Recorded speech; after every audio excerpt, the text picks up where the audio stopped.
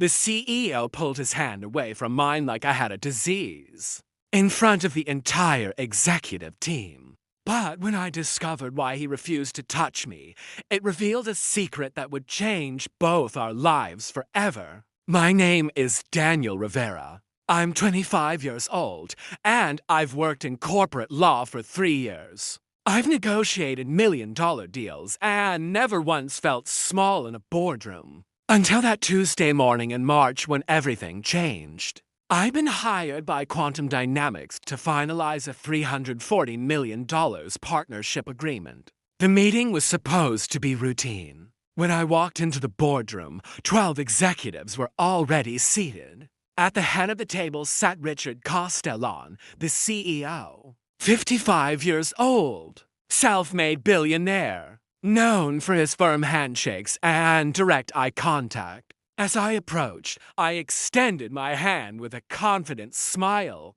Mr. Castellan Daniel Rivera, pleasure to finally meet you. He looked at my hand like I'd offered him poison. His face went pale. He physically recoiled. The room went silent. I'll have my assistant handle the documents, Richard said coldly. Please proceed with your presentation. My hand hung in the air, empty and humiliated. On my wrist was the rainbow bracelet my boyfriend Lucas had given me last year. I never take it off. When I finished, Richard left without a word. Hisk walked me to the elevator. Don't take it personally. Richard has his reasons. Reasons? That was deliberate humiliation. The next week, whispers started. My senior partner called me in on Friday. Richard Castellan has requested that we assign a different attorney to finalize the deal. This is my account.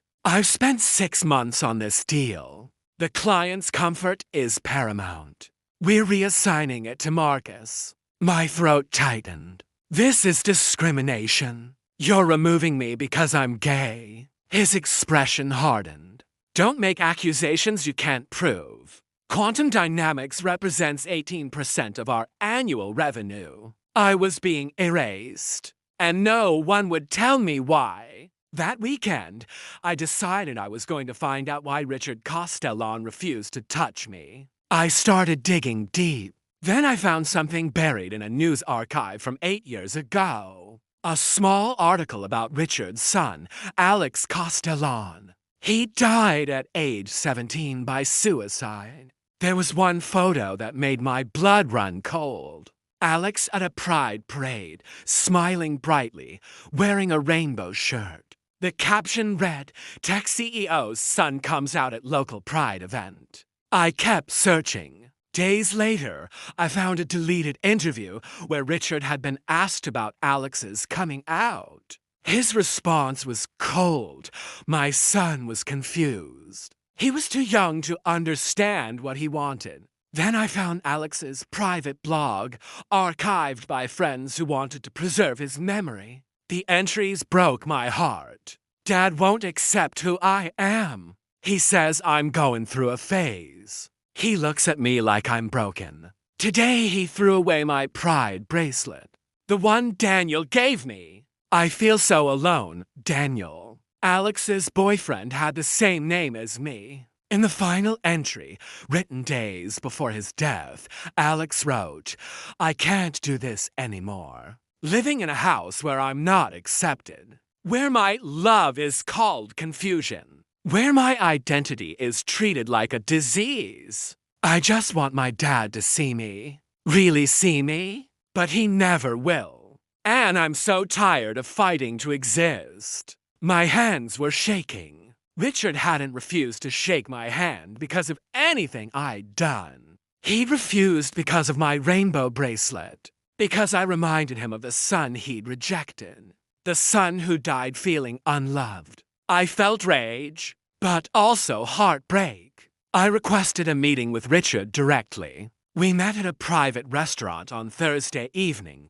Mr. Castellan, I know about Alex. The color drained from his face. You have no right. Your son was gay. He took his own life because he felt rejected by you. And when you saw my rainbow bracelet, you couldn't handle it. So you destroyed my career instead of facing your own guilt. Richard's hands trembled. You don't understand.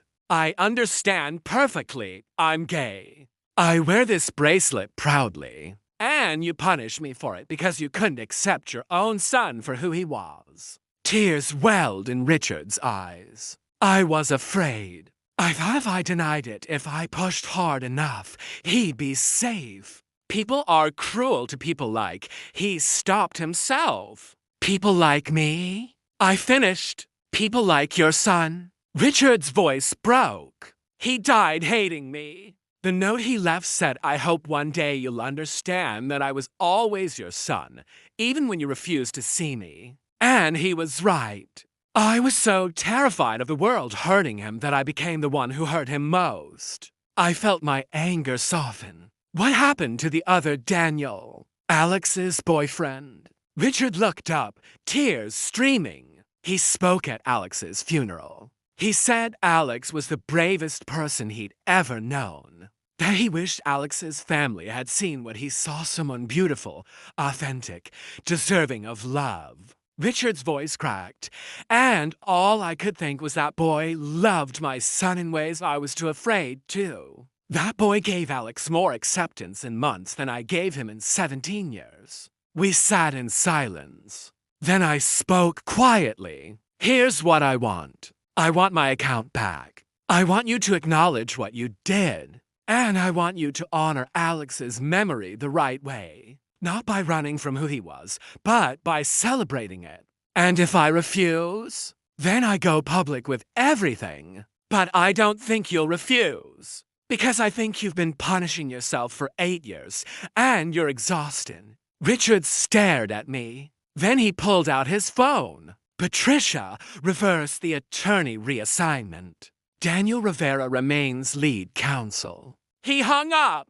What else? Therapy. And something public. A foundation. A scholarship. Something that tells every LGBTQ plus kid that they matter. That they're seen. Richard nodded, tears still falling. Will you help me? I don't know how to do this. I don't know how to make it right. You can't make it right. Alex is gone. But you can honor him. You can be the father he needed, even if it's too late for him. You can be that father for other kids. Over the next 3 months, something unexpected happened. Richard went to therapy. He started talking about Alex publicly, saying his son's name with pride. He established the Alex Castellon Foundation for LGBTQ plus youth mental health.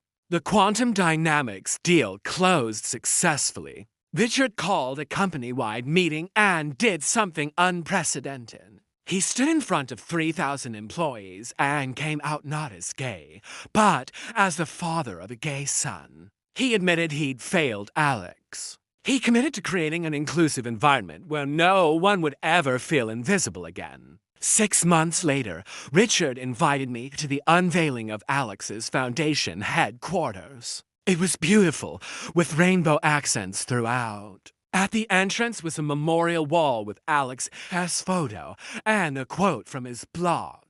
Being gay isn't something I chose, but being proud of who I am, that's a choice I make every day. I just wish the people I love most would make that choice too. Richard stood next to me, looking at his son's face. Tears rolled down his cheeks. I see him now. I finally see him. And God, he was so beautiful, so brave. And I missed it all because I was afraid.